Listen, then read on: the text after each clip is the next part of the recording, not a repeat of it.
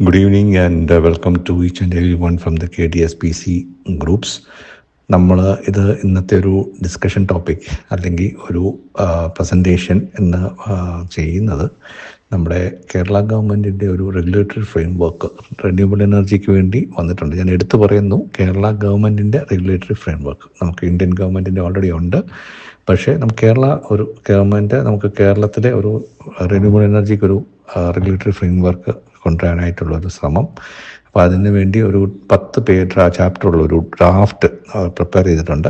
അത് പ്രിപ്പറേഷന് ഒരു കോമൺ സിറ്റിസൻസിന് വേണ്ടി അത് ഡിസ്കഷന് വേണ്ടി അത് ഓപ്പണാക്കി ഇട്ടിട്ടുണ്ട്. അതിൻ്റെ സബ്മിഷൻ ഡേറ്റ് 15th February ആണ്. അതിന് നമ്മൾ KDSPCയുടെ റോള് നമ്മളത് ജനങ്ങൾക്ക് അവയർനെസ് കൊണ്ടുവരാനായിട്ടുള്ളൊരു ശ്രമം. അത് നമുക്ക് എത്രമാത്രം ഇതിനെപ്പറ്റി ഇമ്പോർട്ടൻസ് എത്രമാത്രം ഉണ്ട്, നമുക്കത് എന്താണ് അതിനകത്തൊന്ന് അറിയേണ്ടത്, നമുക്ക് എന്തെല്ലാം അതിനകത്ത് ബെനിഫിറ്റ് ഉണ്ട്, നമുക്ക് എന്തെങ്കിലും അതിനകത്ത് ദോഷമുണ്ടോ, ഇത്രയും കാര്യങ്ങളത് ജനറലി ഒന്ന് അറിയിക്കാൻ. ചിലപ്പോൾ ഈ ഡ്രാഫ്റ്റ് വായിച്ച് നോക്കിയാൽ പലർക്കും അതിനകത്തുള്ള ചില സമയക്കുറവാണ്, അല്ലെങ്കിൽ അതിനകത്ത് നമുക്ക് മനസ്സിലാക്കാവുന്ന ടേംസ് കണ്ടുപോകാനുണ്ട്, ടെക്നിക്കൽ ടേംസും ഒക്കെ കണ്ടുപോകാനുണ്ട്. അപ്പോൾ അത് നമുക്ക് ഒന്ന് ബ്രീഫായിട്ട് പെട്ടെന്നൊന്ന് പറഞ്ഞു പോകാനായിട്ട് എൻ്റെ കൂടെ തന്നെ എൻ്റെ എക്സ്പേർട്സ് ഓൾറെഡി നമുക്ക് ഇതിനകത്ത് ഡോക്ടറുടെ ഡിസ്കഷൻ വരുന്നുണ്ട്. അപ്പോൾ അവർ ഇലാബറേറ്റീവായിട്ട് പറഞ്ഞോളൂ. എൻ്റെ റോളെന്ന് പറഞ്ഞാൽ ഇതിൻ്റെ ബേസിക്കായിട്ടുള്ള നമുക്ക് സിംപിളസ്റ്റ് ഫോമിൽ എന്തെങ്കിലും എൻ്റെ കാഴ്ചപ്പാടിലുള്ള കാര്യങ്ങൾ ഞാൻ ഷെയർ ചെയ്യാമെന്നുള്ള ആഗ്രഹിക്കുന്നു. എൻ്റെ പേര് റിജി തോമസ്. ഞാൻ ഈ KDSPCയുടെ ഒരു ആക്റ്റീവ് മെമ്പറും ഇതിനകത്ത് ഞാൻ ഒരു വളരെ ഇൻട്രസ്റ്റോടുകൂടി നമ്മൾ ഈ റിന്യൂവബിൾ എനർജിയെ കാണാൻ ശ്രമിക്കുന്ന ഒരു വ്യക്തിയോടാണ്. അപ്പോൾ എനിക്ക് എൻ്റെ രീതിയിലുള്ള കാര്യങ്ങൾ ഇതെങ്ങനെ ആയിരിക്കും നമ്മൾ കാണേണ്ടത് ഒരു റിന്യൂവബിൾ എനർജി എന്നുള്ളതൊരു കാര്യങ്ങൾ ഞാൻ പ്രസൻറ്റ് ചെയ്യാം. ഓക്കെ, അപ്പോൾ നമ്മൾ സ്ലൈഡ് നമ്പർ 2 നമുക്ക് ജസ്റ്റ് ഒരു what is renewable energy. Renewable energy എന്ന് ഉദ്ദേശിക്കുന്നത് നമ്മുടെ എല്ലാവരുടെ വീട്ടിലിപ്പോൾ സോളാർ ഇത് നമുക്ക് പ്രൊസ്യൂമേഴ്സ് ആണല്ലോ, നമുക്ക് എല്ലാവരുടെ വീട്ടിലും സോളാർ എനർജി ഓൾറെഡി ഉണ്ട്. ഇതാണോ റിന്യൂവബിൾ എനർജി എന്ന് ചോദിച്ചാൽ ഇത് ഒരു renewable energy, one source of renewable എനർജിയാണ്.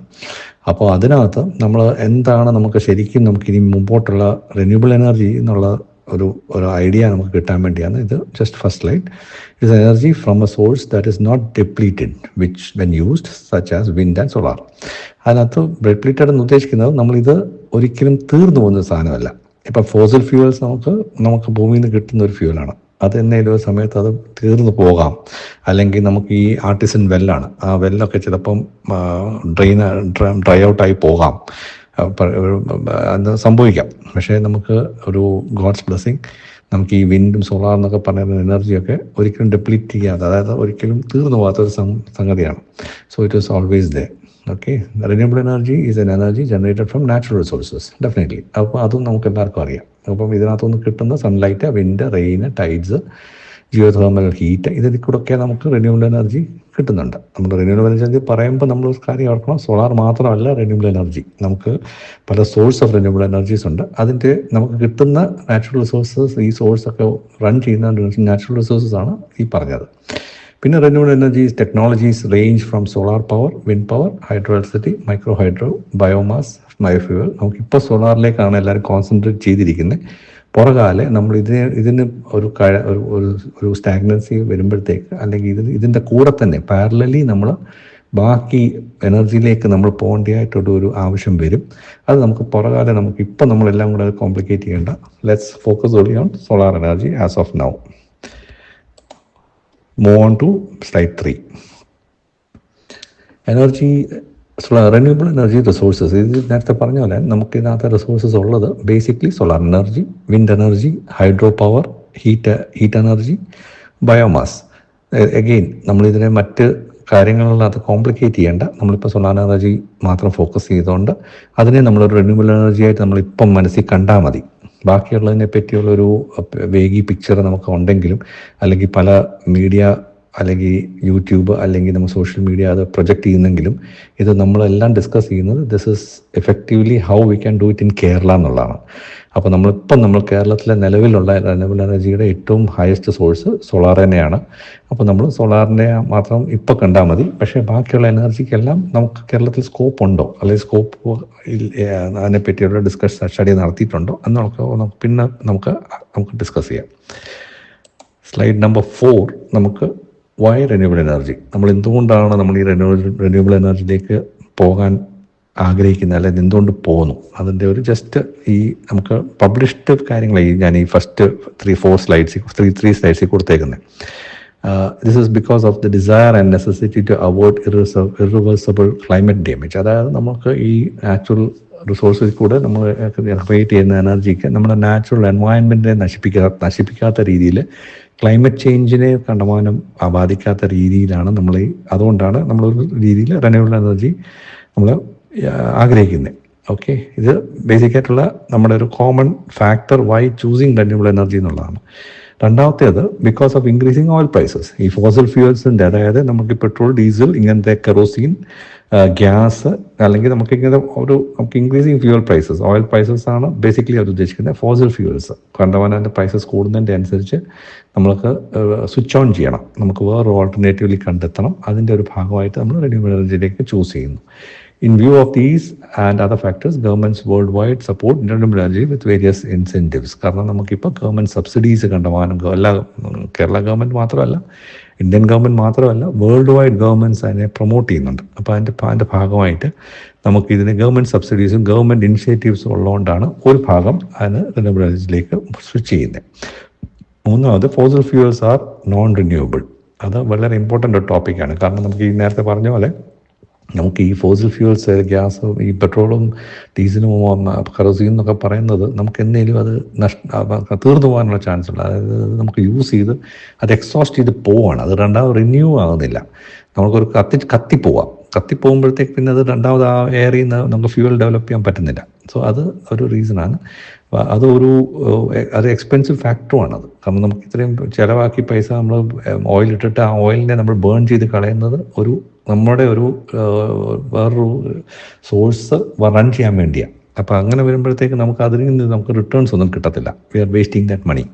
അപ്പം റിന്യൂവബിൾ എനർജി ആകുമ്പോൾ നമുക്ക് എന്നും ഡെയിലി നമുക്ക് ഒരേ രീതിയിൽ നിന്ന് നമുക്ക് നാച്ചുറൽ റിസോഴ്സ് വഴി നമുക്കത് എനർജി കിട്ടിക്കൊണ്ട് തന്നെ ഇരിക്കുകയാണ്. And it is endless. നമുക്ക് ഇന്ന് തീരും നാളെ തീരുന്നില്ല, വന്നുകൊണ്ടേ ഇരിക്കുകയാണ്. ഓക്കെ, പിന്നെ ഉള്ളത് many types of renewable energy sources such as wind energy are constantly replenished and will never run out. അത് തന്നെ ഇത് നമുക്ക് തീർന്നു പോകാത്തൊരു സോഴ്സാണത്. പിന്നെ നമുക്ക് ഇപ്പോൾ സോളാർ ബേസ്ഡ് ആയതുകൊണ്ട് നമുക്ക് അബാൻഡൻറ്റ് സൺഷൈൻ ഉണ്ട്. അപ്പോൾ ഇത് നമുക്ക് കോമൺലി ഉള്ള കാര്യങ്ങളാണ്. This is normally which is why we go for renewable energy. ഇത് നമുക്ക് ഈ സൺഷൈൻ ഉള്ളതെന്ന് പറഞ്ഞാൽ it depends from country to country and place to place. ഈ അബാൻഡൻറ്റ് സൺഷൈൻ എന്ന് പറയുന്നത് അതൊരു കോമൺ ആയിട്ട് നമ്മൾ ഈ റിന്യൂവബിൾ എനർജിക്ക് വേണ്ടി അങ്ങ് പോയിന്റ് ഇടുന്നതന്നേ ഉള്ളൂ. നമ്പർ 5th സ്ലൈഡിലേക്ക് പോകുമ്പം what is regulatory frame work for renewable energy. നമ്മൾ ഈ റിന്യൂവബിൾ എനർജിയുടെ ഫ്രെയിം വർക്ക് പ്രധാനമായിട്ടും നമുക്ക് ചെറിയൊരു ഫ്യൂ പോയിന്റ്സ് നമ്മൾ ഇത് വായിച്ച് നോക്കുമ്പോൾ ഫസ്റ്റ് 6 ചാപ്റ്റേഴ്സിനകത്ത്, അല്ലെങ്കിൽ ജനറലി നമ്മൾ ആ പർട്ടിക്കുലർ ഡ്രാഫ്റ്റ് ഉദ്ദേശിക്കുന്നത്, നമുക്ക് ഇന്ത്യക്ക് ഓൾറെഡി ഒരു ഡോക്യുമെൻറ്റഡ് പോളിസി ഉണ്ട്, ഗൈഡ് ലൈൻസും ഉണ്ട് ഈ റിന്യൂവബിൾ എനർജിയെ പറ്റി. അത് നമ്മളൊരു കോപ്പ് 29 മെമ്പറുമാണ് ഈ റിന്യൂവബിൾ എനർജിയുടെ. അത് ആ പർട്ടിക്കുലർ മെമ്പർഷിപ്പ് ഉള്ളപ്പോൾ തന്നെ നമുക്ക് Indian government already we have established ആ പോളിസി. അപ്പോൾ അത് കൂടാതെ നമുക്ക് കേരളത്തിലെ ഒരു ഡ്രാഫ്റ്റാണ്, നമ്മൾ ഒരു റിന്യൂവബിൾ എനർജിയുടെ മൂവ്മെൻറ്റാണ് നമ്മളിപ്പോൾ ഈ ഡ്രാഫ്റ്റിൽ കൂടെ പ്രതീക്ഷിക്കുന്നത്. അപ്പോൾ അതിനകത്ത് this regulatory framework is drafted for Kerala renewable energy targeting net zero. നമുക്കൊരു 2050 ആകുമ്പോഴത്തേക്ക് ഒരു നെറ്റ് സീറോയും 100% റിന്യൂവബിൾ എനർജി 2040 ആകുമെന്നാണ് പറയുന്നത്. നമ്മുടെ ഇന്ത്യൻ ഗവൺമെൻറ്റിൻ്റെ ഇതനുസരിച്ച് അവരുടെ ടാർഗറ്റ് 2070 ആണ്. 2070 അവർ 100% പറയുന്നത്. കേരള ഗവൺമെൻറ് 30 വർഷം മുമ്പോട്ട് ആയിട്ട് നമ്മൾ ഫുൾ റിന്യൂവബിൾ എനർജിയിലേക്ക് 100% വരും എന്നാണ് അവർ ടാർഗറ്റ് ചെയ്യുന്നത് ഈ ഡ്രാഫ്റ്റിനകത്ത്. അത് എത്രമാത്രം ഫീസിബിളാണ് എന്നുള്ളതിനെ പറ്റിയുള്ളൊരു ഡിസ്കഷൻസൊക്കെ പുറകാലെ നമുക്ക് അടുത്ത സെക്കൻഡ് പാർട്ട് ഓഫ് ദ ഡിസ്കഷൻസിനകത്ത് നമുക്കത് കൊണ്ടുവരാൻ പറ്റും. ഇപ്പോൾ നമ്മളിത് ഈ ഡ്രാഫ്റ്റ് ഇപ്പം ഇത് കൊടുത്തിരിക്കുന്ന രീതിയിൽ നമ്മൾ തന്നെ നമ്മളത് ആക്സെപ്റ്റ് ചെയ്യാം. പിന്നുള്ളത് ഇംപ്ലിമെൻറ്റിംഗ് ഓഫ് നെറ്റ് മീറ്ററിംഗ്. ഇത് അതിനകത്ത് ഡിസ്കഷൻ ടോപ്പിക്സ് ആണ്. Implementation of net metering, gross metering. Net metering, gross മീറ്ററിംഗിനെ പറ്റി ഡീറ്റെയിൽസ് നമ്മുടെ എക്സ്പേർട്സ് അതിനകത്ത് അടുത്ത സ്ലൈഡ്സിനകത്തൊക്കെ ചിലപ്പോൾ പറയും. അപ്പം അത് ടെക്നിക്കൽ സൈഡ്സ് എല്ലാം കവറപ്പ് ചെയ്യും. പിന്നെ പിന്നത് വരുന്ന challenges off day time solar production in India. അതൊരു വലിയ ചലഞ്ചാണ്. അത് കേരളത്തിലെ നമ്മുടെ ഒരു കാലാവസ്ഥ അനുസരിച്ച് നമുക്ക് കണ്ടമാനം മഴ, നമുക്ക് സൂര്യപ്രകാശം ഇല്ലാത്ത ദിവസങ്ങൾ, നമുക്ക് ഈ ഫുൾ ടൈം നമുക്കൊരു എക്സ്പെക്റ്റ് ചെയ്യേണ്ട എഫിഷ്യൻസിയിൽ നമുക്ക് സൺ റേസ് കിട്ടുന്നുണ്ടോ, ഇതൊക്കെ ഒരു ചലഞ്ചബിളായിട്ടുള്ള ടോപ്പിക്കാണ്. അത് ഈ ഡ്രാഫ്റ്റിനകത്ത് കവർ ചെയ്യുന്നുണ്ട്. പിന്നെ റിന്യൂവബിൾ എനർജി പർച്ചേസ് ഒബ്ലിഗേഷൻസ്, ഇത് കുറച്ച് കാര്യങ്ങൾ ഈ പർച്ചേസ് ബേസ്ഡ് കുറേ കാര്യങ്ങൾ ഡിസ്കസ് ചെയ്യുന്നുണ്ട്. റിന്യൂവബിൾ എനർജി സ്റ്റോറേജ് സിസ്റ്റംസ്, അത് നമുക്ക് ഈ പല ടൈപ്പ് ഓഫ് ബാക്കപ്പ്, നമുക്ക് എനർജി ജനറേറ്റ് ചെയ്യുന്നത് എവിടെയൊക്കെ സ്റ്റോർ ചെയ്യാം, എങ്ങനെയൊക്കെ സ്റ്റോർ ചെയ്യാം, ആരുടെ ഏത് ലെവലിൽ അത് സ്റ്റോർ ചെയ്യാം, അതായത് അങ്ങനത്തെ കാര്യങ്ങൾ കുറേ ഡിസ്കസ് ചെയ്യുന്നുണ്ട്. ഇതൊക്കെ ഡീറ്റെയിൽ ആയിട്ട് നമുക്ക് ഇനിയുള്ള അടുത്ത പാർട്ടിലേക്ക് വരുമ്പോഴത്തേക്കും ചിലപ്പോൾ അത് നമുക്ക് ഫൈനൽ ഡ്രാഫ്റ്റിൽ വരുന്നതിന് മുമ്പ് അത് ഡിസ്കസ് ചെയ്യാം. പിന്നെ എക്സ്പ്ലോറിങ് അവർ റിന്യൂവബിൾ എനർജി സോഴ്സസ്. ഇപ്പം ഈ കേരള റിന്യൂവബിൾ എനർജി സോളാർ മാത്രമല്ല ഉദ്ദേശിക്കുന്നത്, അവരുടെ ഇതിനകത്ത് വിൻഡിനെ പറ്റി സംസാരിക്കുന്നുണ്ട്. മുനിസിപ്പൽ വേസ്റ്റ്, അതിൽ നിന്ന് എനർജി ക്രിയേറ്റ് ചെയ്യാനും, ടൈഡൽ എനർജി, നമ്മളൊക്കെ ഈ വേവ്സിൽ നിന്ന് എനർജി ക്രിയേറ്റ് ചെയ്യാനുള്ള കാര്യങ്ങളൊക്കെ ഈ റിന്യൂവബിൾ എനർജിയുടെ ഒരു ഡ്രാഫ്റ്റിനകത്ത് അവർ പറയുന്നുണ്ട്. അപ്പോൾ അതിനെ പറ്റിയൊക്കെ ഡിസ്കഷൻസ് നടക്കുന്നുണ്ട് ഈ ഡ്രാഫ്റ്റ് ഡോക്യുമെൻറ്റിനകത്ത്. സ്ലൈഡ് നമ്പർ 6 നമുക്ക് വരുന്നത് current challenges of renewable energy in Kerala. അതായത് നമ്മുടെ കേരളത്തിനെ ബേസ് ചെയ്ത് നമ്മൾ എന്തെല്ലാം ചലഞ്ചസ് ആണ് നമുക്ക് നമുക്ക് മുമ്പോട്ടുള്ള കാര്യങ്ങളിനകത്ത് എന്തൊക്കെയുണ്ട്. ഇത് ഏറ്റവും ആദ്യമായിട്ടുള്ളത്, നമ്മൾ literacy of renewable energy prosumers on the subject is very low or quite low. കാരണം നമുക്ക് എല്ലാവരും സോളാർ വെച്ചു എന്നുള്ളൊരു കാര്യം വസ്തുതയാണ്. പക്ഷേ നമുക്കിതിനെപ്പറ്റിയുള്ള ഒരു ഡീറ്റെയിൽഡ് നോളജ്, ഇതിനെപ്പറ്റിയുള്ള എനർജിയെ പറ്റി അല്ലെങ്കിൽ എനർജി സോഴ്സസിനെ പറ്റിയുള്ള ഒരു നോളജ് നമുക്കിപ്പോഴും വളരെ കുറവാണ്. കാരണം നമ്മൾ ഇതിൻ്റെ പല കാരണത്താലാണ് നമ്മൾ ഈ സോളാറും കാര്യങ്ങളൊക്കെ റൂഫ് ടോപ്പിലൊക്കെ വെച്ചേക്കുന്നത്. ഇതിനകത്ത് വളരെ അപൂർവമായിട്ട് കുറച്ച് ആൾക്കാർക്ക് നമുക്ക് ഇതിനെപ്പറ്റി ഡെപ്തിൽ അറിയാം. അത് അറിഞ്ഞതിന് ശേഷം വെച്ചവർ കുറേ പേരുണ്ട്. ഓക്കെ. പിന്നെ രണ്ടാമത്തെ ചലഞ്ച് എന്ന് പറയുന്നത്, installers are mostly not train to handle the installation as per prosumer demand. അതായത് നമ്മളൊരു പ്രൊസ്യൂമർ ആകുന്നതിന് മുമ്പ് നമ്മളൊരു ഇലക്ട്രിസിറ്റി കൺസ്യൂമർ ആയിരുന്നു. നമ്മൾ ഈ കൺസ്യൂമറിൽ നിന്ന് പ്രൊസ്യൂമർ ആയത് നമുക്ക് ഈ സോളാർ അല്ലെങ്കിൽ ഈ എനർജി വെച്ചപ്പോഴാണ്. പക്ഷേ നമുക്ക് ഈ വെച്ച ആൾക്കാർ, ഇൻസ്റ്റോളേഴ്സ്, നമുക്ക് പല പ്രാവശ്യവും നമുക്കറിയാം ട്രെയിൻഡ് ആയിട്ടുള്ള ഒരു ഹാൻഡ്സ് അല്ല. ട്രെയിൻഡ് ആയിട്ടെന്ന് പറയുമ്പം നമുക്ക് ട്രെയിനിങ് കിട്ടേണ്ടത് നമുക്ക് മാനുഫാക്ചറർ, നമുക്ക് ചിലപ്പോൾ ഒരു സപ്ലയർ ചിലപ്പം 5-6 കമ്പനീസ് മാനുഫാക്ചറിൻ്റെ പ്രോഡക്റ്റ് ചിലപ്പോൾ ഹാൻഡിൽ ചെയ്യും. പക്ഷേ നമുക്ക് ട്രെയിനിങ് കിട്ടിയിരിക്കുന്നത് ചിലപ്പോൾ ഒരു മാനുഫാക്ചറിൻ്റെ ട്രെയിനിങ് ആയിരിക്കും ആ ഇൻസ്റ്റാളറിന് അല്ലെങ്കിൽ ആ പർട്ടിക്കുലർ ആളിനുള്ളത്. പക്ഷേ ആ പർട്ടിക്കുലർ മാനുഫാക്ചറിൻ്റെ സ്പെക്ക് ആയിരിക്കത്തില്ല വേറൊരു മാനുഫാക്ചറിൻ്റെ ഇൻവെർട്ടറിനുള്ള, ഡിഫറെൻ്റ് ആയിരിക്കും. പക്ഷേ നമ്മൾ പറയുന്നത് ട്രെയിൻഡ് ആണ്. അപ്പം ട്രെയിൻഡ് ഏതാണ്? ഫോർ XYZ ഒരു കമ്പനിയുടെ ട്രെയിൻഡ് ആണ്. അപ്പം ABCD കമ്പനിയുടെ ട്രെയിൻഡ് ആണോ ചോദിച്ചാൽ അല്ല. പക്ഷേ XYZ എന്തോ ട്രെയിനിങ് കിട്ടിയോ അത് വെച്ചാണ് ABCDയും ചെയ്യുന്നത്. അങ്ങനെ വരാൻ പാടില്ല. നമുക്കൊരു പർട്ടിക്കുലർ ഒരു മാനുഫാക്ചററിൻ്റെ ഇൻവേർട്ടേഴ്സ് അല്ലെങ്കിൽ സോളാർ എക്യുപ്മെൻറ്റ് ഹാൻഡിൽ ചെയ്യുമ്പം ആ പർട്ടിക്കുലർ മാനുഫാക്ചറിൻ്റെ ട്രെയിനിങ് കിട്ടിയിരിക്കണം ഇൻസ്റ്റാളറിന്. അല്ലെങ്കിൽ അത് നമുക്ക് പല രീതിയിലും അതിനെ ബാധിക്കും, അല്ലെങ്കിൽ നമുക്കൊരു ബുദ്ധിമുട്ടുണ്ടാകാൻ ചാൻസ് ഉണ്ട്. കാരണം ഇവരുടെ ടെക്നോളജീസിനകത്ത് ചിലപ്പോൾ ഡിഫറൻസസ് വരും. അവർ ഉപയോഗിക്കുന്ന പല കാര്യങ്ങളിനകത്ത് നമ്മൾ അറിഞ്ഞില്ലെങ്കിൽ നമുക്ക് ആ ഇൻസ്റ്റലേഷൻ ചിലപ്പോൾ അതൊരു ഫെയിലിയറായിട്ട് മാറും.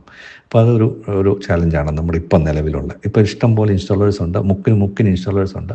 അപ്പോൾ അങ്ങനത്തെ ഇൻസ്റ്റാളേഴ്സിന് വേണ്ടെന്നല്ല പറയുന്നത്. പക്ഷേ അവർ ട്രെയിനിങ് കൂടെ കിട്ടിയിട്ട് നമുക്ക് ചെയ്യുകയാണെങ്കിൽ നമുക്ക് എഫിഷ്യൻസി ഓഫ് അല്ലെങ്കിൽ പ്രൊഡക്ടിവിറ്റി ഔട്ട്പുട്ട് നമുക്ക് ഒത്തിരി കൂട്ടാൻ പറ്റും. നമുക്കത് വേറൊരു തലത്തിലേക്ക് നമുക്ക് ഏതായാലും ഇത്രയും നമ്മൾ സ്പെൻഡ് ചെയ്യുന്നു, നമുക്കിപ്പോൾ 10% എഫിഷ്യൻസി മതിയോ, അല്ലെങ്കിൽ നമുക്ക് ഇത്ര ലെവൽ എഫിഷ്യൻസി വേണം.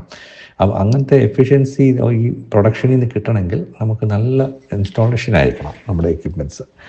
പിന്നുള്ളത് non availability of right equipments for renewable energy. അതായത് നമുക്ക് പ്രൊസ്യൂമേഴ്സ്, ഞാൻ ആദ്യം പറഞ്ഞ പോലെ നമുക്ക് ഈ ലിറ്ററസി ലെവൽ കുറവായതുകൊണ്ട് നമുക്കിപ്പോൾ ഈ സോളാർ വെക്കുന്നതിൻ്റെ പല രീതിയിലും നമുക്ക് ഇതിനെപ്പറ്റിയുള്ള ഒരു എക്യുപ്മെൻറ്റിനെ പറ്റിയുള്ള നോളജ് ഇല്ലാത്തതുകൊണ്ടും നമുക്ക് ഞാൻ നേരത്തെ പറഞ്ഞ പോലെ നമുക്ക് ചില പ്രൊസ്യൂമേഴ്സ് നമുക്ക് ഇത് നോളജ് എടുത്തിട്ട് വരുന്നവരുണ്ട്. അത് കഴിഞ്ഞിട്ട് ഇൻസ്റ്റാൾ ചെയ്താൽ മതി, എനിക്ക് ഇന്ന മാനുഫാക്ചറിൻ്റെ ഇന്ന സ്പെസിഫിക് ആയിട്ടുള്ള ഇൻവെർട്ടർ വേണം എന്ന് പറഞ്ഞ് മേടിക്കുന്നവരുണ്ട്. That is how it should be. നമ്മൾ നമ്മൾ ഇൻവെർട്ടർ വെക്കുമ്പോൾ അല്ലെങ്കിൽ നമ്മൾ സോളാർ വെക്കുമ്പോൾ നെയ്ബർ വെച്ചു അല്ലെങ്കിൽ അയലോക്കാർ അവരെ നമ്മൾ ചോദിക്കും, നിങ്ങൾ എത്ര വെച്ചോ, ഞങ്ങൾ 3 കിലോ വാട്ട്സ്, എന്നാൽ എനിക്കൊരു 3 കിലോ വാട്ട്സിൻ്റെ വെച്ചേര്. അങ്ങനെയല്ല, നമുക്ക് എന്താണ് ആവശ്യം എന്നുള്ളതിനെ പറ്റിയുള്ളൊരു അറിവ് നമുക്ക് ഹാർഡ്വെയറിനെ പറ്റി വേണം. എന്ത് ഹാർഡ്വെയറാണ് നമുക്ക് വേണ്ടി, നമ്മൾ ആ ഹാർഡ്വെയർ ഇപ്പം ഇതിനെപ്പറ്റി നല്ലപോലെ ഡീപ്പായിട്ട് അന്വേഷിച്ച് പോകുമ്പോഴാണ് നമ്മൾ മനസ്സിലാകുന്നത് നമുക്ക് വേണ്ടിയ എക്യുപ്മെൻറ്റ്സ് പലപ്പോഴും മാർക്കറ്റിലില്ല. പിന്നെ നമ്മൾ കോംപ്രമൈസ് ചെയ്തിട്ട് നമുക്ക് വേണ്ടിയ എക്യുപ്മെൻറ്റ്സ് ഇല്ലാത്തത് അവർ പറയും, സാറേ ഇത് അവൈലബിളാണ്, എനിക്കിപ്പം 8 കിലോ വാട്ടിൻ്റെ ഒരു ഇൻവെർട്ടർ വേണമെങ്കിൽ സാറേ അവർ പറയും, സാറേ 10 കിലോ വാട്ടിൻ്റെ അവൈലബിൾ, 8ൻ്റെ ഇല്ല. ഇപ്പം നമ്മൾ വെറുതെ ആവശ്യമില്ലാതെ ചിലപ്പം 20,000-30,000 രൂപ കൊടുത്ത് 10 കിലോ വാട്ടിൻ്റെ ഇൻവെർട്ടർ വെക്കും. നമുക്ക് ആ 10 കിലോ വാട്ടിൻ്റെ ആവശ്യമില്ല. നമ്മുടെ വീട്ടിലേക്ക് 8 കിലോ വാട്ട്സ് മതി, അല്ലെങ്കിൽ നമുക്ക് 5 കിലോ വാട്ട്സ് മതി. മാർക്കറ്റിൽ അവൈലബിൾ 8 കിലോ വാട്ട് ആണെങ്കിൽ നമ്മൾ 8 കിലോ വാട്ടിൻ്റെ ഒരു ഇൻവെർട്ടർ എടുത്ത് നമ്മൾ തന്നിട്ട് അതിൻ്റെ പ്രൈസും മേടിക്കും. മനസ്സിലായില്ലേ? അത് സാറേ ഞാൻ 5 കിലോ വാട്ടിൻ്റെ പ്രൈസിന് 8 കിലോ വാട്ടിന് തരാം, അങ്ങനെ ആരും ചെയ്യത്തില്ല.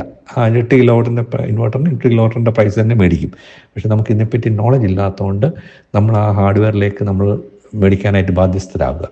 അതുകൊണ്ട് ഈ നോൺ അവൈലബിലിറ്റി പല രീതിയിലും ഉണ്ട്. അതായത് പാനൽസിനും ഉണ്ട്, ഇൻവെർട്ടേഴ്സും ഉണ്ട്. നമുക്ക് അതിൻ്റെ എക്യുപ്മെൻറ്റ്സ്, അതിൻ്റെ എന്തൊക്കെ ഇത് DBs അല്ലെങ്കിൽ നമ്മുടെ ബോർഡ്സ്, ഇതിനകത്തെല്ലാം ഇത് നമുക്ക് ലൈറ്റ്നിങ് അറസ്റ്റ്, ഇതിനകത്തെല്ലാം നമുക്ക് ഇത് വരുന്ന ഫ്ലൈറ്റ് എക്യുപ്മെൻറ്റ്സ് അവൈലബിലിറ്റി കുറവാണ് നമ്മുടെ കേരളത്തിൽ.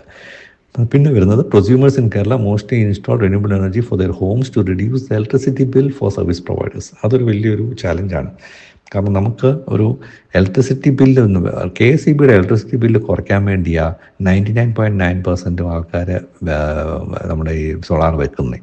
നമ്മളതല്ല വേണ്ടി, നമ്മുടെ വീട്ടിലെ ആവശ്യത്തിന് വേണ്ടി വേണം സോളാർ വെക്കാൻ.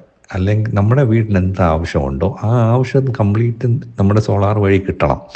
നമുക്ക് ഈ അയലോകക്കാർക്ക് കറണ്ട് ഇല്ലാത്ത സമയത്തും എനിക്ക് സോളാർ ഉണ്ടെങ്കിൽ എനിക്ക് വീട്ടിൽ ഫുൾ ടൈം കറണ്ട് കിട്ടണം. അയലോകക്കാരുടെ വീട്ടിൽ കറണ്ട് പോകുമ്പോൾ എനിക്ക് കറണ്ട് വേണം. എന്തുകൊണ്ടാണെന്ന് ചോദിച്ചാൽ ഞാൻ എൻ്റെ വീട്ടിൽ സോളാറുണ്ട്, അല്ലെങ്കിൽ എനിക്ക് ഈ സോളാറിൽ നിന്ന് എനർജി കിട്ടുന്നത് യൂസ് ചെയ്യണം. ഇതിനു വേണ്ടിയാണ് നമ്മൾ സോളാർ വെക്കേണ്ടത്. അല്ലെങ്കിൽ ഇലക്ട്രിസിറ്റി ബില്ല് 2,000 രൂപ വന്നുകൊണ്ടിരുന്നത് 500 രൂപ ആക്കാനായിട്ട് നമ്മൾ സോളാർ വെക്കല്ലേ. അങ്ങനെ വെക്കാനായിട്ടുള്ളൊരു ഇത് വരുമ്പോഴത്തേക്ക് നമ്മുടെ ആവശ്യങ്ങൾ വരുന്ന അനുസരിച്ച്, അല്ലെങ്കിൽ ആവശ്യങ്ങൾ കൂടുന്ന അനുസരിച്ച് നമ്മൾ ഈ വെച്ച ഇൻവെസ്റ്റ്മെൻറ്റ് അല്ലെങ്കിൽ ചെയ്ത ഇൻവെസ്റ്റ്മെൻറ്റ്സ് നമുക്ക് വളരെ ഒരു ലോസായിട്ട് വരും. അവിടെ പലപ്പോഴും എൻ്റെ അനുഭവത്തിൽ പല ആൾക്കാരും പറഞ്ഞു, സാറേ ഞാൻ സോളാർ വെച്ചു, എനിക്ക് 3 കിലോ വാട്ട് സോളാറാണ് വെച്ചേ, പക്ഷേ എനിക്ക് ഇപ്പോഴും ബില്ല് 1000 രൂപ വരുന്നുണ്ട്. എന്നോട് വെച്ചപ്പോൾ പറഞ്ഞത് ഈ സോളാർ വെച്ച് കഴിഞ്ഞാൽ ബില്ല് വരത്തില്ല, അല്ലെങ്കിൽ എനിക്ക് മിനിമം ചാർജേ വരത്തുള്ളൂ, അല്ലെങ്കിൽ ഫിക്സ്ഡ് ചാർജസേ വരത്തുള്ളൂ എന്നൊക്കെ പറഞ്ഞു. പക്ഷേ ഇപ്പോൾ എനിക്ക് വീണ്ടും 1000-1200 രൂപ എനിക്ക് വരുന്നുണ്ട് ബില്ല്. അതെന്താ സാറേ എന്ന് ചോദിച്ചു. ബേസിക്കലി ഇതാണ് റീസൺ. നമ്മുടെ വീട്ടിൽ എന്താണ് ആവശ്യം അതറിയാതെയാണ് നമ്മൾ ഇത് ഇൻസ്റ്റാൾ ചെയ്തത്. ഓക്കെ, അതിനെപ്പറ്റി ഡീറ്റെയിൽ ആയിട്ട് നമുക്ക് പുറകാലേ പറയാം. പിന്നുള്ളത് the actual electricity load at most of the homes are not corrected with the correct electricity usage. അതായത് ഇതൊരു വലിയൊരു ചലഞ്ചിങ് ടോപ്പിക്കാണ് നമ്മുടെ കേരളത്തിലെ. നമ്മൾ 10, 15, 20 വർഷം പഴക്കമുള്ള വീടുകളിലൊക്കെ ഇപ്പോൾ സോളാർ വെക്കുമ്പോൾ അന്നത്തെ ലോഡ് എന്താണോ അന്ന് നമ്മൾ വീട് വെച്ച് കൺസ്ട്രക്ട് ചെയ്ത സമയത്ത് ചിലപ്പോൾ ഒരു പവർ പ്ലഗും 2 പവർ പ്ലഗും ഒരു ഒരു ഫാനും ലൈറ്റും ട്യൂബും ഒക്കെ കാണത്തുള്ളായിരുന്നു. ആ സമയത്ത് അങ്ങനെ ഒട്ട ഡിമാൻഡ്സേ ഉള്ളായിരുന്നു, ഒരു 20 years 25 years ബാക്ക്. പക്ഷേ ആ വീടുകളിലേക്കൊക്കെ നമ്മളിപ്പോൾ സോളാർ വെക്കുമ്പോഴത്തേക്കുള്ള പ്രശ്നം, അന്നത്തെ ലോഡ് ഇപ്പം 1 കിലോ വാട്ടോ 2 കിലോ വാട്ടോ ആയിരിക്കും KSEB കൊടുത്തേക്കുന്നത്. അത് കഴിഞ്ഞ് ഈ 20 വർഷത്തിനുള്ളിൽ നമ്മൾ ചിലപ്പോൾ ഇൻഡക്ഷൻ ഗ്യാസ് മേടിച്ച് കാണും, നമ്മൾക്ക് മൈക്രോവേവ് മേടിച്ച് കാണും, നമ്മൾക്ക് മോട്ടോർ വെച്ച് കാണും, എന്തെല്ലാം കാര്യങ്ങൾ അത് കഴിഞ്ഞ് നടന്നിട്ടുണ്ട്. ഈ 1 കിലോ വാട്ട് എന്നുള്ളത് ചിലപ്പോൾ ഇപ്പോൾ നിൽക്കുന്നത് ചിലപ്പോൾ 7, 8, 9 കിലോ വാട്ട്സിൻ്റെ പവർ ഓൾറെഡി KSEB എടുക്കുന്നുണ്ട്. അപ്പോൾ എന്നിട്ട് നമ്മൾ KSEBയിലേക്ക് നമ്മൾ പെർമിഷനിലേക്ക് പോകുമ്പോൾ എന്താ സംഭവിക്കുന്നത്? അവർ പറയും, സാറേ നിങ്ങളുടെ വീടിൻ്റെ ലോഡ് 3 കിലോ വാട്ട് വേണം, എന്നാൽ 3 കിലോ വാട്ട് വെച്ചാൽ മതി എന്ന് പറയും. അപ്പോൾ ഇത് കറക്റ്റ് ചെയ്യാത്തിടത്തോളം കാലം നമ്മളൊക്കെ ഈ സോളാർ വെച്ചിട്ട് ഒരു അർത്ഥവുമില്ല. ആദ്യം നമ്മുടെ വീട്ടിലെ ഇലക്ട്രിസിറ്റി കറക്ഷൻ നടത്തണം. എല്ലാവരും പേടിച്ചിരിക്കുന്നതിൻ്റെ റീസൺ, കറക്ഷൻ ചെയ്യാത്തതിൻ്റെ റീസൺ ഞങ്ങളുടെ ബില്ല് കൂടുമല്ലോ എന്നുള്ളതാണ്. ഞങ്ങളുടെ സ്ലാബ് മാറും, ബില്ല് കൂടും, ഈ ബില്ലനുസരിച്ച് നമുക്ക് പേ ചെയ്യേണ്ടി വരും. പക്ഷേ നമ്മൾ സോളാർ വെക്കുന്നതിൻ്റെ മുമ്പേ നമ്മൾ ഈ കറക്ഷൻ ചെയ്തതിന് ശേഷം മാത്രമേ സോളാർ വെക്കാവൂ. നമുക്ക് 8 കിലോ വാട്ട് ഇപ്പം നിലവിലുണ്ടെങ്കിൽ ആ 8 കിലോ വാട്ട് ഉണ്ടെങ്കിൽ 10 കിലോ വാട്ടിൻ്റെ ഇൻവെർട്ടർ വെക്കണം. കാരണം നമുക്കൊരു ഒരു ഒരു ഒരു കപ്പാസിറ്റി ഇൻക്രീസ് ചെയ്ത് വെക്കുന്നതിൻ്റെ റീസൺ നമ്മൾ അത് ഇനി ഫ്യൂച്ചർ ഇത് കൂടിക്കൊണ്ടിരിക്കും, നമുക്ക് ഇലക്ട്രിസിറ്റിയുടെ റിക്വയർമെൻറ്റ് കൂടിക്കൊണ്ടിരിക്കും. അപ്പോൾ നമ്മൾ വെക്കുന്ന ഇൻവെർട്ടേഴ്സ് അന്ന് എന്നും മാറാൻ പറ്റത്തില്ല. അതുകൊണ്ട് വീട്ടിലെ ലോഡ് നമുക്ക് കറക്റ്റ് ചെയ്യാത്തതാണ് ഏറ്റവും വലിയൊരു ചാലഞ്ച്. വീട്ടിലെ ലോഡ്സ് എല്ലാം സോളാർ വെക്കുന്നതിന് മുമ്പേ വീടിൻ്റെ ലോഡ്, ഇലക്ട്രിസിറ്റി ലോഡ് കറക്റ്റ് ചെയ്യണം. ഇതൊരു വലിയ ചാലഞ്ചാണ് നമ്മുടെ കേരളത്തിലെ സംബന്ധിച്ച്. Let's go to slide number 7. Slide number 7 നമ്മൾ renewable energy based in Kerala demand. Basically നമ്മൾ നോക്കേണ്ടത് നമ്മുടെ കേരളത്തിൽ ഈ റിന്യൂവബിൾ എനർജിയിൽ പ്രത്യേകിച്ച് സോളാർ ബേസ്ഡ്, നമുക്കിപ്പോൾ സോളാറിനെ പറ്റിയാണ് നോളജ് ഇതുള്ളതുകൊണ്ട് സോളാറിനെ പറ്റിയാണ് നമ്മളെല്ലാവരും അത് പറയുമ്പോഴാണ് നമുക്ക് എളുപ്പം മനസ്സിലാകുന്നത്. അപ്പോൾ നമ്മുടെ കേരളത്തിലെ climatic conditions in Kerala must be given highest priority when considering roof top installations. അതായത് ഇൻസ്റ്റാളേഴ്സ് വന്ന് നമുക്ക് സോളാർ വെക്കുന്ന സമയത്ത് നമ്മളോട് ചിന്തിക്കണം. അവിടെ പറയുന്നത് എന്താണ്, നമുക്ക് സാറേ ഇത് 5 കിലോവാട്ടിൻ്റെ ഒരു സോളാർ ഇൻസ്റ്റലേഷൻ വെച്ച് കഴിഞ്ഞാൽ സാറിന് 20 യൂണിറ്റ് തൊട്ട് 25 യൂണിറ്റ് വരെ കിട്ടും. ഓക്കെ, അവർ പറയുന്നത് ശരിയാണ്. പക്ഷെ അവരിത് പറയുന്നില്ല 20 തൊട്ട് 25 യൂണിറ്റ് 365 ദിവസം കിട്ടും എന്ന് പറയുന്നില്ല. അവരോട് ചോദിച്ചു കഴിഞ്ഞാൽ അവരും പറയത്തില്ല, ഇല്ല സാറേ കിട്ടത്തില്ലെന്ന് പറയും. കാരണം അവർ ആദ്യം നമുക്ക് ക്ലൈമറ്റ്സ് ഒരു ഇഷ്യൂ ആണ്. നമുക്കൊരു 8 മന്ത്സ് നമുക്ക് ചിലപ്പോൾ 25 യൂണിറ്റ് കിട്ടത്തില്ല. ചിലപ്പം മാസത്തിൽ 1 ദിവസം കിട്ടും, അല്ലെങ്കിൽ 5 ദിവസം കിട്ടും, 10 ദിവസം കിട്ടും. ചിലപ്പോൾ അങ്ങനെ ചിലപ്പോൾ 2-3 മാസം നമുക്ക് അങ്ങനെ ചിലപ്പോൾ വേരിയേഷൻസ് കിട്ടാൻ മതി, 20-25. പക്ഷേ നമുക്ക് 365 ഡേയ്സും ഈ യൂണിറ്റ് കിട്ടത്തില്ല. That is because Kerala has A different climatic condition.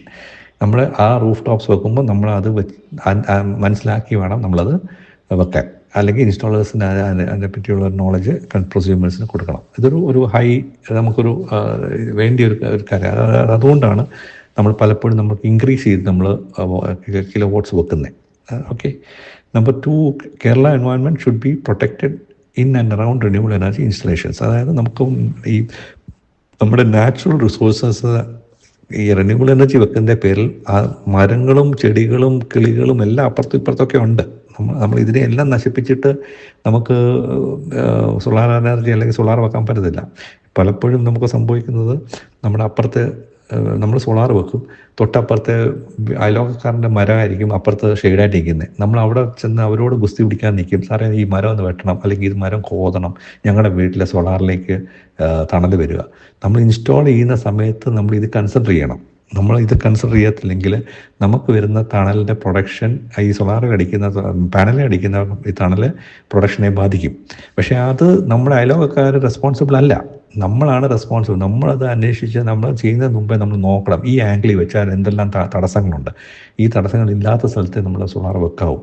അങ്ങനെ തടസ്സങ്ങളുണ്ടെങ്കിൽ ആ തടസ്സത്തിന് ഉള്ള പോംവഴി കണ്ടിട്ട് വേണം നമ്മൾ സോളാർ വെക്കാൻ.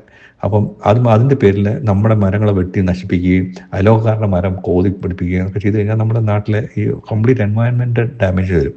അപ്പോൾ അത് ചെയ്യാതിരിക്കുക. അത് നോക്കി വേണം നമ്മൾ ഇൻസ്റ്റലേഷൻസ് പ്ലാൻ ചെയ്യാൻ. Consumers should be educated and trained before considering installation of the home. ഇത് നമ്മളൊരു ചാലഞ്ചാണ്. കാരണം നമുക്കൊരു ഇനിഷ്യൽ എഡ്യൂക്കേഷൻ, നമ്മുടെ ഈ ഒരു എഡ്യൂക്കേഷൻ ഓൺ ഈ renewable energy especially on solar, ഇതിനെപ്പറ്റി ഒന്ന് ട്രെയിനിങ്ങും ഇതിനെപ്പറ്റി ഒന്ന് എഡ്യൂക്കേഷനും ചെയ്തതിന് ശേഷം നമുക്ക് എന്താ വേണ്ടിയെന്നുള്ള അറിഞ്ഞതിന് ശേഷം സോളാർ വെക്കുന്നതായിരിക്കും കുറച്ചുകൂടെ നല്ലത്. അതൊരു ഡിമാൻഡാണ്, അത് ആവശ്യമാണ്. നമ്മുടെ പിന്നെ വരുന്ന ഇൻസ്റ്റാളേഴ്സ് should be well trained and certified from the respective renewable. നേരത്തെ പറഞ്ഞ പോലെ നമുക്ക് ഇൻസ്റ്റാളേഴ്സിൻ്റെ ഒരു റെപ്യൂട്ടേഷൻ ഇമ്പോർട്ടൻ്റ് ആണ്. കാരണം അവർ സർട്ടിഫൈഡ് ട്രെയിൻഡ് ആയിരിക്കണം ആ പർട്ടിക്കുലർ വെക്കാൻ പോകുന്ന എക്യുപ്മെൻറ്റിൻ്റെ മാനുഫാക്ചറിൻ്റെ സൈഡിൽ നിന്ന്, അല്ലെങ്കിൽ നമുക്ക് ഇതുപോലുള്ള പ്രശ്നങ്ങളുണ്ടാവും. പിന്നെ home prosumers should be installing renewable energy at home for self sufficiency. നേരത്തെ നമ്മൾ പറഞ്ഞത് തന്നെയാണ്, നമുക്ക് വീട്ടിലെ ആവശ്യത്തിന് വേണ്ടി ആണ് സോളാർ വെക്കേണ്ടി, അല്ലെങ്കിൽ ഇലക്ട്രിസിറ്റി ബിൽ കുറയ്ക്കാനും നമുക്ക് ഇതിൻ്റെ എന്താ പറയുന്നത് ഇതിൻ്റെ യൂസേജ് നമുക്ക് മാക്സിമൈസ് യൂസ് ചെയ്യുന്ന സമയത്ത് KCB എടുക്കുന്ന പവറിൻ്റെ ഇത് കുറയ്ക്കാനും, അല്ലെങ്കിൽ നമുക്ക് ഇതിനകത്തുനിന്ന് ഒരു ഇൻകം കിട്ടാനായിട്ടും ചെയ്യല്ലേ. ചിലർ പറയും നമുക്ക് ഇത് വെച്ച് കഴിഞ്ഞാൽ നമുക്ക് വരുമാനമുണ്ട്, നമുക്ക് അങ്ങോട്ട് കൊടുക്കുന്ന എനർജിക്ക് പൈസ ഇങ്ങോട്ട് കിട്ടും. അങ്ങനെയൊക്കെ ആലോചിച്ച് വെച്ച് കഴിഞ്ഞാൽ ഇതൊരു കച്ചവടമല്ല. ഇത് നമുക്ക് വേണ്ടിയ എനർജി നമുക്ക് നാച്ചുറൽ റിസോഴ്സസിൽ നിന്ന് പ്രൊഡ്യൂസ് ചെയ്യാം. അതാണ് നമ്മളിപ്പോൾ ചെയ്യുന്നത്, നമുക്ക് വേണ്ടിയത്. ഓക്കെ. പിന്നെ ഉള്ളതെന്ന് പറഞ്ഞാൽ നമുക്ക് cost of installation of renewable energy is very high. നമ്മൾ ഇപ്പോഴത്തെ നിലവിൽ നമുക്ക് ഈ പലപ്പോഴും നമുക്ക് ഇതിനെപ്പറ്റി അറിവില്ലായ്മ കാരണം നമ്മളെ ഇത് ഇതിനെ മിസ്ഗൈഡ് ചെയ്യും. അപ്പോൾ നമുക്ക് വേണ്ടി പാനൽസിൻ്റെ കോസ്റ്റും കാര്യങ്ങളും എല്ലാം നമ്മൾ ഒരു ഫീസിബിൾ സ്റ്റഡി നടത്തിയിരിക്കണം. ഒരു പാർട്ടിൽ ഇപ്പോൾ വാരിയുടെ പ്രോഡക്റ്റും അല്ലെങ്കിൽ അദാനിയുടെ സോളാറും തമ്മിൽ എന്താണ് വ്യത്യാസം, അല്ലെങ്കിൽ ഇവരെന്താ ഇതിൻ്റെ കോസ്റ്റ് കൂട്ടുന്നത്, ഈ കോസ്റ്റ് കൂടിയ സാധനം വെച്ചിട്ട് നമുക്ക് വല്ലതും പ്രയോജനമുണ്ടോ? ഇതൊക്കെ നമ്മൾ വളരെ ഡീപ്പായിട്ട് പോകണം. ഇപ്പം നിലവിൽ നമുക്ക് ഈ നമുക്ക് ഈ കോസ്റ്റ്, നമുക്ക് ഇൻസ്റ്റലേഷൻ കോസ്റ്റ് കണ്ടവൻ ആൾക്കാർ ലോണും ഒക്കെ എടുത്ത് ചെയ്ത ആൾക്കാരുണ്ട്. അതിൻ്റെ ഒന്നും ആവശ്യമില്ലെന്നാണ് പറയുന്നത്. കാരണം ഇത് നമ്മുടെ കൊക്കിൽ ഒതുങ്ങുന്ന കാര്യങ്ങളേ ഉള്ളൂ നമ്മുടെ ഈ സോളാർ എനർജിയുടെ ഇതിൽ. അത് നിങ്ങൾ വളരെ ഡീറ്റെയിൽഡായിട്ട് അതിനെപ്പറ്റി അറിഞ്ഞ് നമ്മുടെ ആവശ്യത്തിനനുസരിച്ച് മാത്രം സോളാർ വെക്കാമെങ്കിൽ നമുക്ക് വളരെ കോസ്റ്റ് എഫക്റ്റീവായിട്ട് ഈ എനർജി ഇതിനെ നമുക്ക് ഇൻസ്റ്റാൾ ചെയ്യാൻ പറ്റും. Okay, slide number 8. നമുക്ക് റിന്യൂവബിൾ എനർജി ഇൻ കേരള നമുക്ക് എന്താണ് ആവശ്യമുള്ളതെന്ന് പറഞ്ഞാൽ, നമുക്ക് ബേസിക്കായിട്ട് ഇപ്പോൾ നമ്മുടെ ഒരു ഞാനിപ്പോൾ എന്നോട് ചോദിച്ചു കഴിഞ്ഞാൽ പെട്ടെന്ന് നമുക്ക് മനസ്സിൽ വരുന്നത്, നമുക്ക് സോളാർ എനർജിയെ നമുക്ക് ശരിക്കും പറഞ്ഞാൽ നമുക്ക് സ്റ്റേറ്റ് ഇലക്ട്രിസിറ്റി സർവീസ് പ്രൊവൈഡേഴ്സ് ഇന്ന് സെപ്പറേറ്റ് ആക്കണം. സെപ്പറേറ്റ് ചെയ്താലുള്ള ഗുണം, ഈ സോളാർ എനർജി ബേസ് ചെയ്യുന്ന പല എനർജി ലെവലും നമുക്ക് അതർ സോഴ്സസ്, ഇത് കാർബൺ ഫ്രീ എനർജി ഒരു കാർബൺ ബേസ്ഡ് എനർജിയുമായിട്ട് മിക്സ് ചെയ്യാതിരിക്കാൻ നല്ലത്. അപ്പോൾ നമുക്കിതിനൊരു ബോഡി വരികയും ഇതിനൊരു സെപ്പറേറ്റ് ഒരു ഗൈഡ് ലൈൻസ് കൊടുക്കുന്ന, അല്ലെങ്കിൽ ഇതിനൊരു സെപ്പറേറ്റ് ഒരു എൻറ്റിറ്റി ആയിട്ട് കൊണ്ടുപോകുന്നതായിരിക്കും ഒരു വലിയൊരു റിക്വയർമെൻറ്റ്. ഇത് നമ്മൾ ഈ കാർബൺ ബേസ്ഡ് എനർജി ഒരു പ്രൊവൈഡേഴ്സുമായിട്ട് മേർജ് ചെയ്യുമ്പോൾ ഉള്ള പ്രശ്നം, ഇത് രണ്ടും ഒരിക്കലും മാച്ച് ആകത്തില്ല. കാരണം ഇതിൻ്റെ രണ്ടിൻ്റെയും 2 ലെവലിലാണ് ഇത് നിൽക്കുന്നത്. അത് ഫസ്റ്റ് നമ്മളിതിന് ഒരു ലെവലിൽ നിൽക്കുന്ന ഒരാളെ പിടിച്ച് മറ്റേ ലെവലിലേക്ക് കൊണ്ടുവരാനുള്ള ശ്രമമായത്. അപ്പോൾ റിന്യൂവബിൾ എനർജിയെ പിടിച്ച് നമ്മളൊരു കാർബൺ ബേസ്ഡ് എനർജിയിലേക്ക് നമ്മൾ പുഷ് ചെയ്യാനുള്ള ശ്രമം. അതുകൊണ്ട് ഫസ്റ്റ് ആൻഡ് ഫോർമോസ്റ്റ് നമുക്ക് ഈ റിന്യൂവബിൾ എനർജിയും ഈ സ്റ്റേറ്റ് ഓൺഡ് നമ്മുടെ ഈ ഇങ്ങനത്തെ എനർജിയും തമ്മിൽ we have 2 different bodies. Okay, that's A recommendation. Number 2 is renewable energy can lease the facility. അപ്പം നമുക്കിപ്പോൾ റിന്യൂവബിൾ എനർജി വഴി നമുക്ക് കുറേ കാര്യങ്ങൾ നമുക്കിപ്പം ചെയ്യാം. അതായത് നമുക്കിപ്പോൾ എക്സസീവായിട്ട് നമ്മൾ റിന്യൂവബിൾ എനർജി ഡെവലപ്പ് ചെയ്യുന്നുണ്ടെങ്കിൽ ആ ഡെവലപ്പ് ചെയ്യുന്ന എനർജിയെ നമുക്ക് വേണമെങ്കിൽ കാർബൺ ബേസ്ഡ് എനർജിക്കാർക്ക് കൊടുക്കാം, അങ്ങോട്ട് കൊടുക്കാൻ പറ്റും ബെനിഫിറ്റിംഗ്. അപ്പോൾ നമുക്ക് ഈ പ്രൊസ്യൂമേഴ്സിനെല്ലാം അതിനകത്തൊരു തിരിച്ചു എടുക്കാം. നമുക്കിപ്പോൾ കാർബൺ ബേസ്ഡ് എനർജി നമുക്ക് ഈ നോൺ കാർബൺ ബേസ്ഡ് എനർജിക്കാർക്ക് വേണമെങ്കിൽ അവിടെ നിന്ന് ഇങ്ങോട്ട് നമുക്ക് മേടിക്കാം. Internally in the state we can give and take ഒരു പോളിസി അങ്ങനെ ഉണ്ടെങ്കിൽ ചെയ്യാൻ പറ്റും. പിന്നെ surplus gross renewable energy carbon free produce four prosumers can be sold. അത് തന്നെയാണ് പറഞ്ഞത്. അത് നമുക്ക് അങ്ങോട്ട് കൊടുക്കാം, വിൽക്കപ്പെടാം.